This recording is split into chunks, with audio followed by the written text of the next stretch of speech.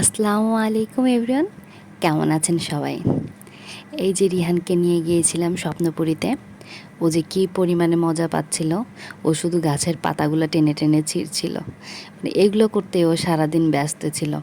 আর কারো কোলে উঠছিল না, শুধু একা একাই হাঁটাহাঁটি করবে, দৌড়াদৌড়ি করবে।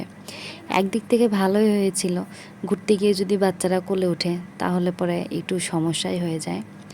আসলে স্বপ্নপুরীতে দেখার মতো অনেক জায়গা আছে, যদি আপনি দেখতে চান।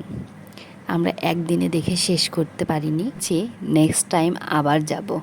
যেগুলো জায়গা দেখা বাকি ছিল সবগুলো জায়গা দেখে আসব, কারণ শুনেছি সেগুলো জায়গা নাকি আরও অনেক বেশি সুন্দর।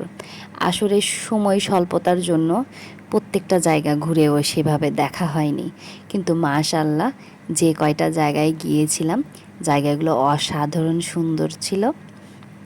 চেষ্টা করব নেক্সট টাইম আবার যাওয়ার।